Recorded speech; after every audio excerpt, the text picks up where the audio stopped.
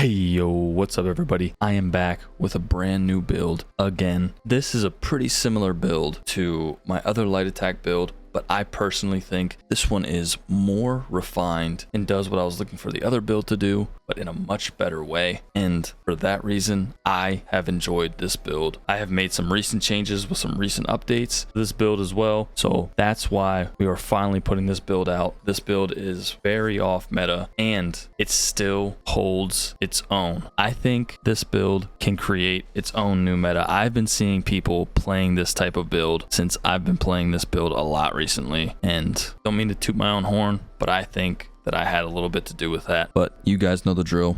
If you guys have any ideas on what you would do differently with this build and how you would play this build differently, you let me know in the comment section down below. But don't forget to like and subscribe as well. And without further ado, guys, let's get right into the details of this build. All right, guys, so starting off with the attributes, we are going 20 into max mag here. That gives us almost 21,000 max mag, and 28 into health. That gives us 31,300 max health, and 16 into stamina, which gives us 18,100 max stamina as well. Guys, we are also rocking the Shadow Mundus here, and we are a stage 3 vampire. We are a Breton sorcerer. You guys know the vibes. We are using Orzorga's Smoked Bear Haunch. You will also note that you will need to be a sorcerer to play this build. And without further ado, guys, let's get right into these skill trees. All right, guys, to start off, we have Daedric Summoning, and with Daedric Summoning, we have Rebate, which you restore 371 mag or stamina when one of your non-ultimate Daedric Summoning abilities ends. Resource returns dedicated by the ability's cost. Power Stone reduces the cost of your ultimate abilities by 15%. Daedric Protection, reduce your damage taken by 5% while you have a Daedric Summoning ability active. And Expert Summoner increases your mag and stam by 5%. Also increases your max health by 5% if you have a permanent pet active. Next, we have Storm Calling. Here we go. We have Capacitor. This increases your health, mag, and stam recovery by 141. Then we have Energized, which increases your physical and shock damage by 5%. And you have Amplitude, which increases your damage done against enemies by 1% for every 10% current health they have. Then you have Expert Mage, which increases your weapon and spell damage by 108 for each sorcery ability slotted. And then next, we have Assassination. Master Assassin increases your critical chance rating against enemies you are flanking by 1,448, increasing your critical chance to strike by 6.6%. Then we have Executioner. When an enemy dies within 2 seconds of being damaged by you, you restore 1,000 mag and stam. And Pressure Points increases your critical chance rating by 548 for each assassination ability slotted, increasing your chance to critically strike by 2.5% per ability. And Hemorrhage increases your critical damage by 10%. Dealing critical damage grants you and your group minor savagery, increasing your weapon critical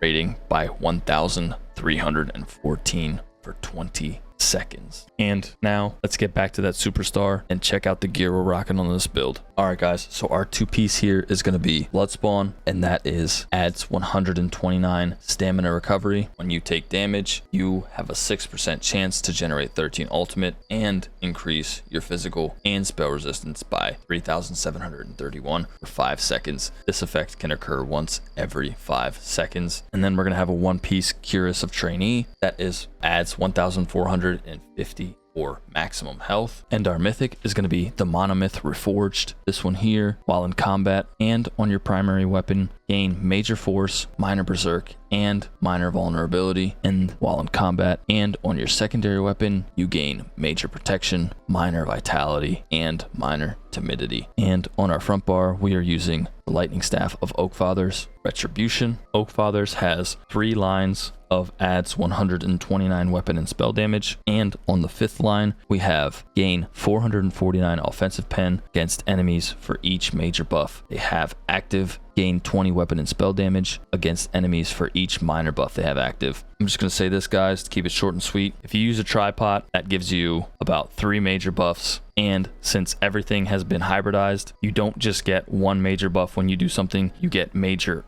sorcery, and major brutality. So everything is a double buff now. So think about it like that, guys. And our back bar 5 piece is going to be Wretched Vitality, and we have a bow, and this adds 129 mag recovery, and it adds 129 stamina recovery, and it adds 129 weapon and spell damage, and while in combat, applying a major buff or debuff with a duration to a target grants you 260 mag and stamina recovery for 15 seconds, while in combat, applying a minor buff or debuff with a duration to a target grants you 130 mag and stam recovery for 15 seconds. And as you guys can see, we are rocking all prismatics on all of our armor pieces, and below each armor piece you can see what its trait is as well. We are also rocking 3 protective on our jewelry with increased weapon and spell damage, and we are rocking 3 heavy, which is the red, and 3 medium, which is the green, 1 light, which is the blue. And now, guys, let's get into the back ends of this build, the champion points. We have Duelist rebuff, reduces your damage taken by single target attacks by 6%. Resilience, it grants you 660 critical resistance. Fighting Finesse, increases our critical damage and healing by 8%. Untamed Aggression, increasing our weapon and spell damage by 150. Then we have Pain's Refuge, which reduces your damage taken by 2% for every 2 negative effects active on you, up to a maximum of 20%. Then we have Celerity, which increases your movement speed by 10%. Then we have Sustained by Suffering, which gives us 150 magicka, stamina, and health recovery while under the effects of a negative effect. And we have Survival Instincts, which, while afflicted with a status effect, your core combat skills cost 25% less.